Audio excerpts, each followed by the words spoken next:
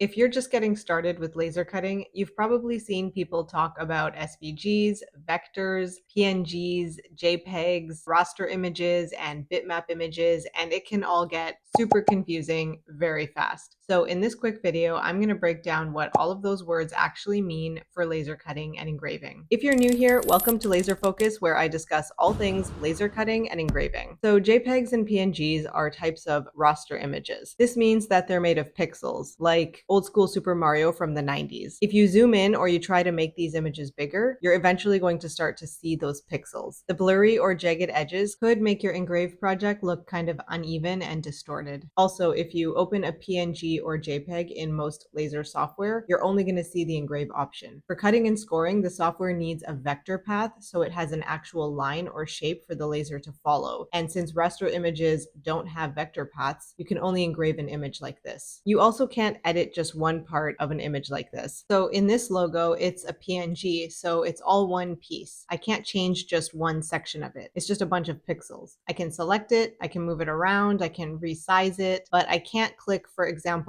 this one eyeball as its own editable shape. On the other hand, SVGs are vector files, and they store the design as instructions. What this means is that the image can be regenerated at any size without turning blurry or pixelated. So you can see that even though I've blown this up to a much larger size, the lines are still straight and clean. You don't see any pixels, and no matter how large or small I make it, that's going to continue to be the case. It also means that you can edit parts of the design if the SVG is cleaned up properly and built to allow for this. So for Phoebus here, you can see that his eyeball is an enclosed shape, and that means that I can select just his left eye or his right eye. I can change its shape if I wanted to. I can move it.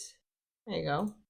Looking good, Phoebus. I can also separate parts of it onto a different layer just by changing the color here, and that allows me to do different things to it with my laser cutter. And I'm using xTool Studio right now, but there's a whole bunch of other things I could do in more advanced software. So when we talk about converting an image into an SVG, what we're really talking about is turning a pixel-based image into editable vector shapes. So the main takeaway from all of this is that raster images will usually be limited to image style engravings, whereas vector files will let you do things like cut and score and use different layers and laser settings for different parts of your design, because all of those things need vector paths and shapes. It lets you do a lot more fun stuff with your laser cutter. Now, unfortunately, converting an image to SVG isn't usually as simple as click this button. It's often a bit more complicated. The best method is going to depend on what kind of image you're starting with, what you need the final file to do, and also which tool you're using. This is the first video in a series where I'm going to be walking through how to turn raster images into SVGs for laser cutting and engraving using different tools that are out there. So if there are any particular tools that you want to see a video on as part of this series, leave me a note in the comments and I will see if I can get to it. And if you want to learn how to convert raster images to SVGs using the free program Inkscape, check out the next video.